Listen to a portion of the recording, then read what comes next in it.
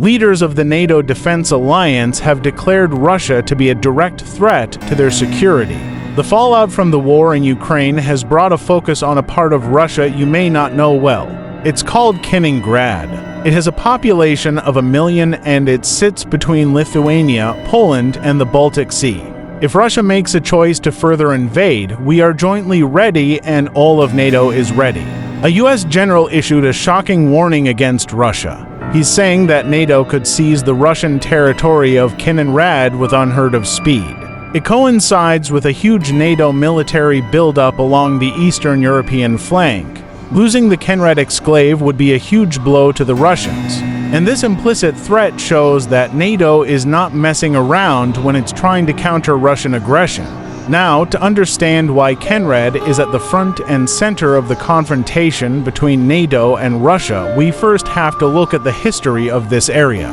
You see, the story of how Russia got Kaliningrad has everything to do with military strategy and geopolitics. It doesn't really make sense geographically because the exclave is separated by more than 200 miles from the rest of Russia. Historically, Kaliningrad has always been a German area called Königsberg. It was the capital of East Prussia and later an important city in the German Empire. But after the Germans lost World War I, the newly formed state of Poland got a corridor to access the Baltic Sea and Königsberg became an exclave separated from the rest of Germany. In World War II, the Germans eventually lost the entire exclave to the Soviets in 1945, shortly before losing the entire war. Now, the Soviets understood the strategic value of this area. It was a great area for a port to access the Baltic Sea, and it could also serve as a forward military base to project power in Europe. That's why the Soviets ethnically cleansed the area, deporting and killing hundreds of thousands of Germans, renaming streets and destroying historic German buildings. Later, they moved in hundreds of thousands of Russians, Belarusians, and Ukrainians to make the local population loyal to Moscow. The other Allied powers tacitly agreed to the Soviet takeover following the 1945 Potsdam Conference, placing the area under Soviet administration until a future peace agreement. The peace agreement was never signed, and not too long after the area was incorporated into the Russian Socialist Republic and renamed Kaliningrad, after Bolshevik revolutionary Mikhail Kinin. Later, during the Cold War between the Soviets and NATO, Kaliningrad became what it remains to this day, a giant Russian military base and one of the most militarized areas in the world. First of all, the Soviets moved the headquarters of the Baltic Fleet to Kaliningrad because it was ice-free all year round. Unlike the port at Leningrad, which is now St. Petersburg, the Baltic Fleet was important because in case of a conflict with NATO, it would be used for an amphibious invasion against Denmark and Western Germany. Kaliningrad also served as a huge army garrison with multiple tanks and motor rifle units stationed there, along with a huge quantity of armor, artillery, and missiles. In the peak Cold War days, the Soviet military pressure on Western Europe was overwhelming, with legitimate fears of a Soviet invasion of Europe, and the Kaliningrad fortress was a big part of this. Later, when the Soviet Union collapsed in 1991, the purpose of Kaliningrad changed, although it remained heavily militarized. Instead of a forward post to attack NATO, it was now a vital post for the Russian Federation to defend against NATO. Because following 1991, the NATO alliance was expanding rapidly eastward, culminating in the 2000 for accession of the Baltic states of Lithuania, Latvia, and Estonia. Later, following the Ukraine war, Finland and Sweden also joined. This leaves Russia's western region, including St. Petersburg, brutally exposed. Kaliningrad is one of the few strategic assets that Russia has to counter this potential threat. This isn't just about a small piece of land. It's about a spark that could ignite a much bigger war. If you think more people should understand what's at stake, hit like and subscribe. Your support helps push the story beyond the algorithm and past the propaganda. With the exclave and its close military ties to its neighbor Belarus, Russia has the chance to close the Swoki Gap, connecting the Baltics to Poland and the rest of the NATO alliance. In theory, this would give Moscow the opportunity to take over the Baltics in case of a war with NATO. and the Baltic Fleet in Kaliningrad is supposed to protect Russia's western flank over sea together with the Northern Fleet based in the Arctic. Because of its huge strategic value, Kaliningrad remains one of the most heavily fortified areas in Europe. It has a huge anti-access and aerial denial capability on the exclave that covers much of the Baltic region. A combination of Russian radars and missiles poses a huge threat to NATO military assets. On top of that, the 52 surface warships are some serious numbers to deal with. The Russian military also has 4 fighter jet squadrons stationed in the area along with a ground force of unknown number of tanks, armored personnel carriers, rocket launchers, and artillery. There could be up to 30,000 troops stationed there, but it's hard to pinpoint. According to the Polish foreign minister, the Russians have pulled out the majority of their troops from the area to redeploy them in other missions, including Ukraine. Still, the most dangerous threat in Kaliningrad remains, namely Russia's nuclear-capable ballistic missiles and a possible nuclear deployment in the area. This makes an attack on Kaliningrad incredibly risky and historically unprecedented to think about. But things in the region are changing. After Russia's invasion of Ukraine and its continued military buildup, NATO has stepped up its defense and deterrence in Eastern Europe.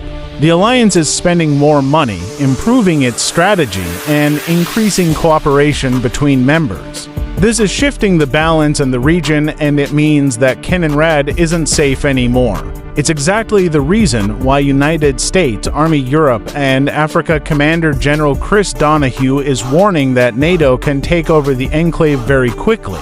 We should first look at the land forces that NATO has been building up in the east.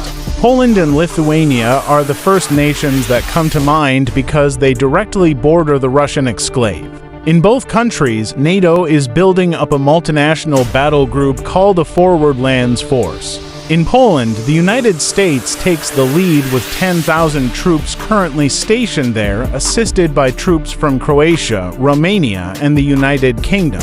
In Lithuania, Germany plans to station 5,000 troops along with troops from Belgium, Czechia, Luxembourg, the Netherlands, and Norway. Meanwhile, Latvia and Estonia are also hosting multinational battle groups to strengthen NATO's presence in the region. And it's not just troops. There's an unspecified amount of American Abrams tanks and German Leopard tanks stationed close to Kaliningrad. But it's not only NATO's forward land forces that really matter. The most crucial development in the region by far is the huge buildup of the Polish military. The country's military budget has gone through the roof following the invasion of Ukraine. And with this money, it has built up the largest land force in NATO after the US and Turkey in terms of active troops. It now has more than 200,000 active personnel, outnumbering the Russians in Kaliningrad by a long shot. Poland is also focusing on buying new tanks and armored vehicles and rapidly expanding its artillery arsenal. With Operation East Shield, Poland is fortifying the entire border with Kaliningrad and Belarus. Poland has also signed a groundbreaking deal to buy 48 American Patriot air defense systems, which covers all of its territory and forms a big threat for Russian aircraft and missiles. The American Aegis offshore air defense base in Poland is designed to detect and intercept various Russian ballistic missiles. And a few years back, the country ordered 32 F-35 fighter jets, which are vastly superior to the fighter jets Russia has in Kaliningrad. All of this starts to undermine Russia's air dominance near Kaliningrad and makes Poland a huge threat. Now on the Baltic Sea, it's not much better for Russia. The fact that Sweden and Finland joined the NATO alliance could be detrimental to Russia's sea access to the exclave.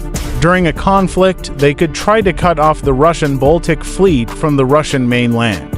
At the Gulf of Finland, between Finland and Estonia, it's very easy to cut Russia off because it's only 43 miles or about 70 kilometers wide at the narrowest point.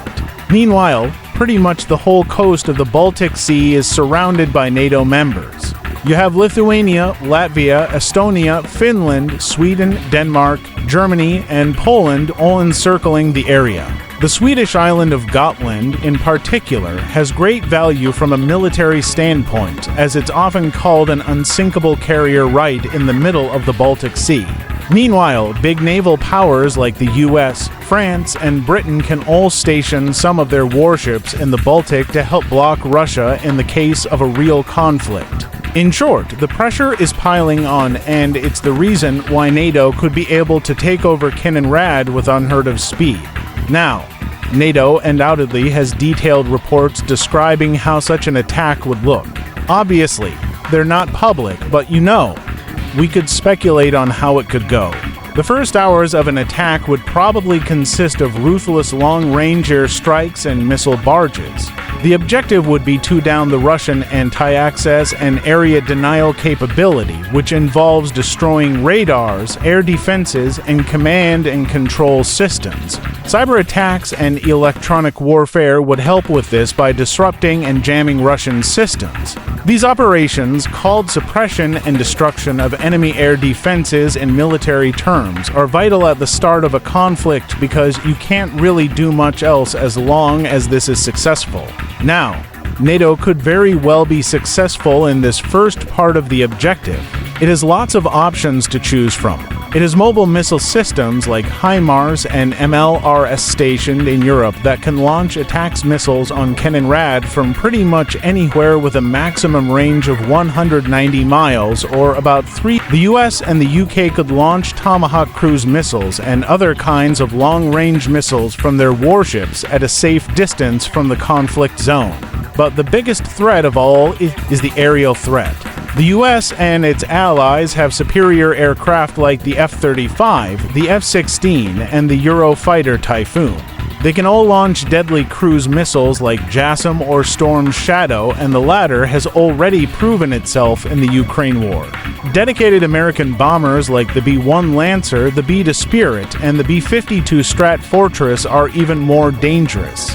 They carry hundreds of missiles, and they have world-class stealth capability, making it hard for Russia to detect them. Their long-range missiles allow them to operate far outside the reach of Russian air defenses. After an initial bombing round, NATO would try to block Russia's access to the Baltic Sea through a maritime blockade. First of all, it would block the Danish Straits, the only way in and out of the Baltic. Then it would use a combination of aircraft, submarines, and destroyers to prevent resupply to Kaliningrad from St. Petersburg. Key chokeholds like the gap between Latvia, Gotland, and the rest of Sweden, or the gap between Finland and Estonia, would be very important to control.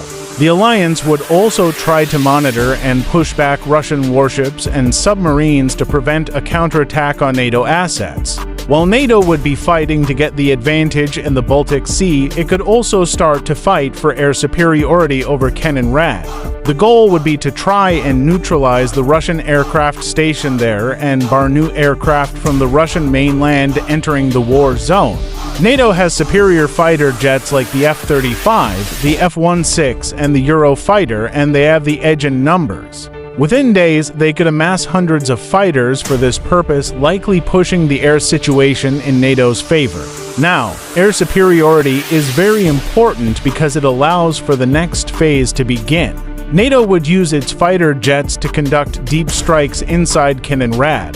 Vital roads, bridges, and facilities would be destroyed to hammer down the Russian ground forces. Meanwhile, air cover would allow for special forces to sabotage and attack Russian positions. Once the Russian fighting force in Kaliningrad is isolated and severely weakened, the final phase of the takeover would begin, namely a ground offensive from Poland and Lithuania. By that point, NATO would have already amassed tens, if not hundreds of thousands of troops near the Eastern Front as part of the rapidly deployable NATO response force. The sheer size would overwhelm the Russians, not to mention the superior armor like the American Abrams tanks and the German Leopard tanks that NATO would deploy. Now, this is all just theoretical, so take this with a grain of salt. But all in all, it's possible that a NATO takeover of Kaliningrad would take just a few days, and it's worth going into the strategic implications of all this. In all likelihood, NATO will never attack Kaliningrad if Russia doesn't attack NATO first. The NATO alliance is a defensive organization, and war with Russia only happens if Article 5 is triggered when one member state is attacked. A preemptive NATO attack is technically possible if all member states agree, but not all too realistic considering the nuclear threat. However, the threat that NATO can impose on Kaliningrad is still a huge gamicker. That's because it's a form of deterrence to prevent Russia from attacking Finland, the Baltics, or Poland. NATO has always feared Russian aggression on the Baltics in particular, and it's worth understanding how serious this threat really is. First of all, these countries don't have a nuclear arsenal themselves, and Russia could reasonably bet that the US, the UK, or France won't retaliate with nuclear attacks if Russia invades. A nuclear war would destroy both sides, and there's no way that defending NATO's eastern flank is more important to these nations than their own survival. However, this doesn't mean that the Allies won't meet their obligations under Article 5, but they will only do so with their conventional capabilities. And NATO's conventional capabilities at the eastern flank are at risk of lagging behind Russia's mostly in terms of quantity, not quality. The biggest issue is that Russia has been rapidly building up a war economy in recent years, which surpasses NATO in some metrics. One of those areas is artillery shell production. According to NATO Secretary General, Russia is now producing 3 times as much ammunition in 3 months as the whole of NATO is producing in a year. Simply put, that's 12 times as much. The most concerning thing is that Russia's advantage seems to be accelerating instead of slowing down. Despite all of NATO's plans to increase ammunition production, Russia is also outpacing NATO in terms of drone and missile production, making 60,000 drones and up to 3,000 missiles annually, while NATO is not making a lot of drones at the moment and only making half as many missiles.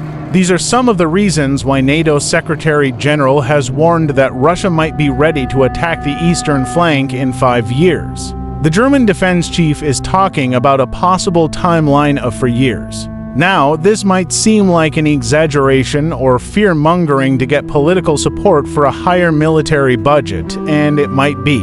In other areas, Russia is incredibly weak because of the effects of the Ukraine war. Its Soviet-era equipment is getting depleted. It's lost most of its experienced troops, and most of its military's resources are bogged down in Ukraine with no end in sight. Still, the concerns that NATO's eastern flank should be taken seriously, especially in the long term when Russia might rebuild. That's why NATO's pressure on Kaliningrad is so important. If it's true that NATO could seize Kaliningrad in a time frame that is unheard of, it means that there is a credible form of deterrence. When Moscow tries to attack, NATO will then punish Russia by taking over this vital exclave. It means Russia would never invade because without Kaliningrad, Russia's national security is threatened. It loses a vital air defense and missile outpost, limiting its defense and deterrence options. Also, because Russia would lose its only port that's ice-free all year round, its maritime power is slashed and the remaining ports near St. Petersburg would be easily blocked. Effectively, it would make the Baltic Sea an uncontested NATO lake where Russia cannot operate safely. During a further conflict with NATO, this could cut off Russia from important trade links. Meanwhile, a Russian loss of Kaliningrad would allow NATO to concentrate its forces along a single line from Norway and Finland all the way to Poland. This would put a lot of pressure on Russia's population centers in the northwest, including St. Petersburg, because they don't have a lot of natural defenses.